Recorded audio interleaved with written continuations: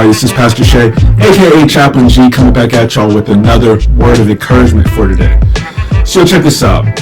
As we live through this life, right, and especially as we are people of faith and we're clinging to our morals, we're clinging to our values, we find hope not in ourselves, but in the personal work of Jesus, right? Like, as we live this life, there's all kind of pressures that come along with it. And sometimes those pressures feel overbearing. So there's pressures for me to not talk about Jesus while I'm here at work. There's pressures to downplay what I feel is moral and ethical and right and wrong. There's pressures to not speak up when I see those things, to speak out against them. There's pressure to deny that I'm a Christian at all.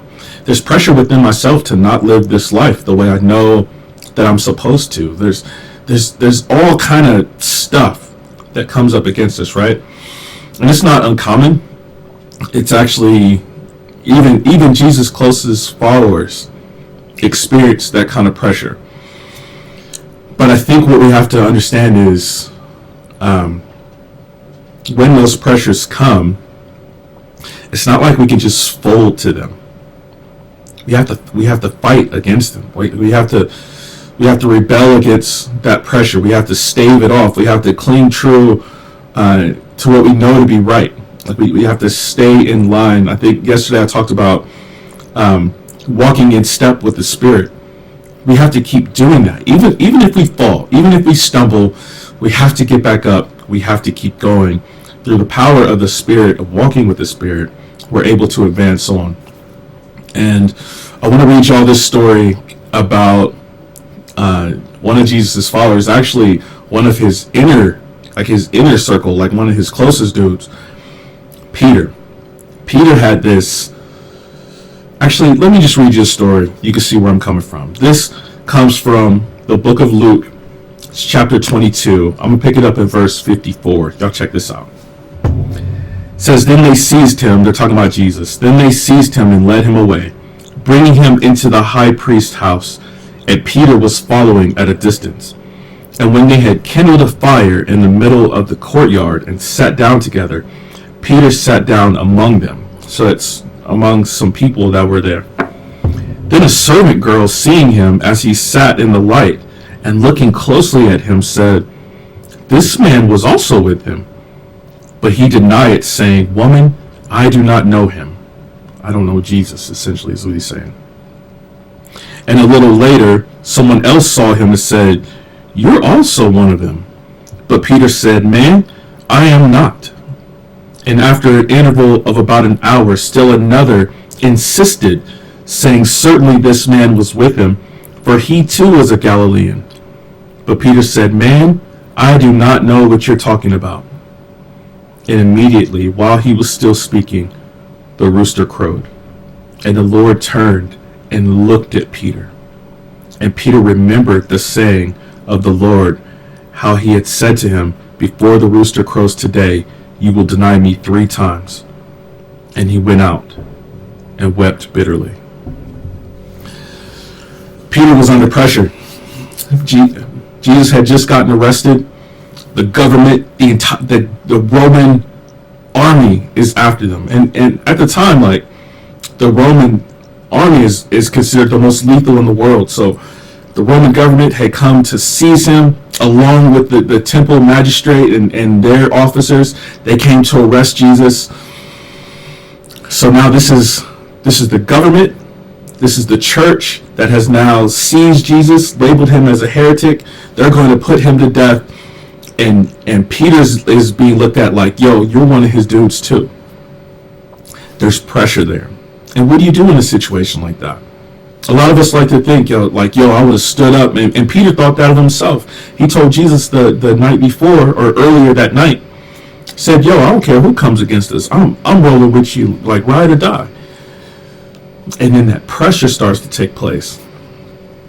And Peter, though he had initial reaction, like he goes, swipes at one of the soldiers and chops his ear off, now that he's in the midst of these people, now that the adrenaline's kind of calmed down, as he's trying to stay close and be stealthy, these people keep interrupting his Mission Impossible facade that he's trying to put on.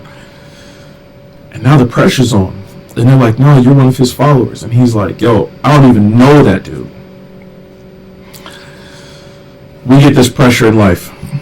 Sometimes we come to work, we come to school, we get around people that we want to fellowship with, and they're like, yo, aren't you a Christian? And we got choices, right? We can claim like this cultural Christianity where it's not really following the ways of Christ. It's just their name only, right? We have that pressure.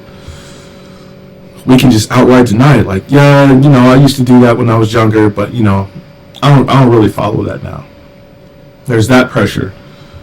Or there's the pressure to just say, yeah, I'm a Bible believing, Bible thumping, Christ repper. Like I just represent Jesus everywhere I go. Those are the choices that we have to go through in life, right? And I'm sure there's more in there. Those are just the ones I can think of right off the top of my head. But we have this pressure. We have this pressure to cling to Christ or to not. There is no halfway. Peter thought he could cling on to Jesus halfway. And Jesus told him, yo, I know you love me. I know you follow me. You're one of my closest dudes. But when push comes to shove, that halfway stuff, it's not going to work. You're going to deny me 3 times.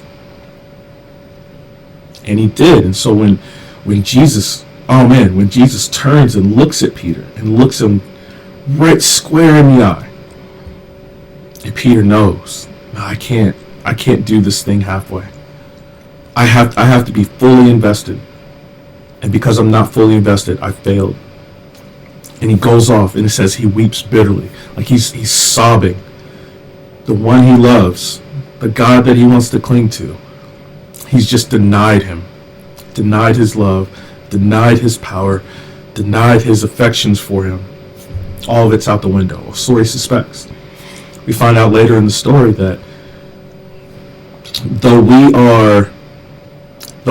don't hold to our commitments, and we're wishy-washy, and we think everything's relative, though we live life that way, God does not live life that way. When God makes a commitment toward a people, toward a person, it says, you are mine.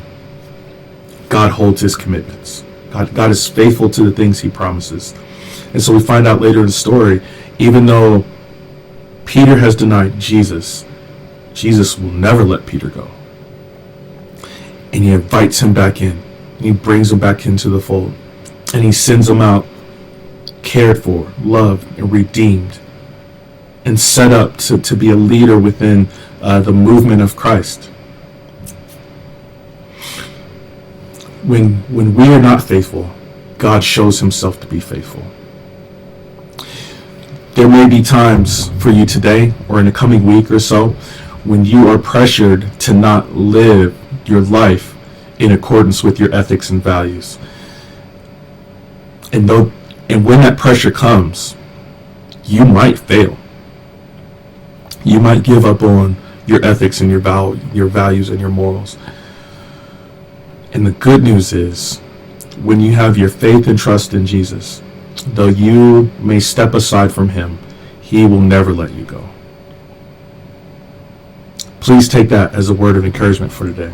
Please make sure to like, share, and subscribe, man. Maybe you know somebody who's going through that right now, or you just want to build them up with encouragement. Send them this video. Make sure they like it. Make sure they subscribe so they can see other stuff we're putting out. Because we just want people to hear about Christ in this culture. Because that's a whole nother pressure, right?